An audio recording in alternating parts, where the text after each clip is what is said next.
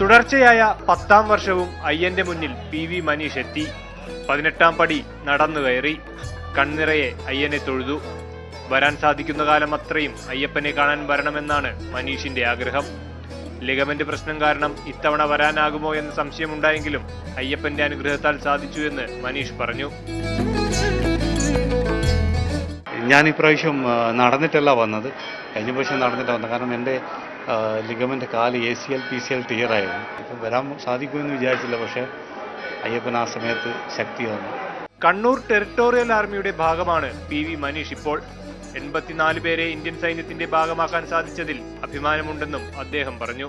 ഞാൻ അവർക്ക് പ്രാക്ടീസ് കൊടുത്തുകൊണ്ട് ഒരു ഡിസബിലിറ്റി പേഴ്സണ് എല്ലാം ചെയ്യാൻ സാധിക്കുമെന്ന് ഞാൻ കാണിച്ചു. അതൊരു മോട്ടീവാണ്. കാരണം ആ കുട്ടികൾ അത് ഏറ്റെടുത്തു, ഒന്നടങ്കം ഏറ്റെടുത്തു. എന്നും നമ്മുടെ കുട്ടികൾ രാജ്യസ്നേഹത്തോടുകൂടി രാജ്യത്തെ സേവിക്കാൻ വേണ്ടി അവർക്ക് കഴിയട്ടെ എന്ന ഒരൊറ്റൊരു അനുഗ്രഹമാണ് ഞാൻ അയ്യപ്പനോട് ചോദിച്ചത്. 2008 നവംബർ 26 നടന്ന മുംബൈ ഭീകരാക്രമണത്തിൽ NSG കമാൻഡോ മനീഷിന് ഗുരുതരമായി പരിക്കേറ്റിരുന്നു. മാസങ്ങളോളം അബോധാവസ്ഥയിലായ ശേഷമാണ് മനീഷ് ജീവിതത്തിലേക്ക് തിരിച്ചു വന്നത്. മാതൃഭൂമി ന്യൂസ്, സന്നിധാനം.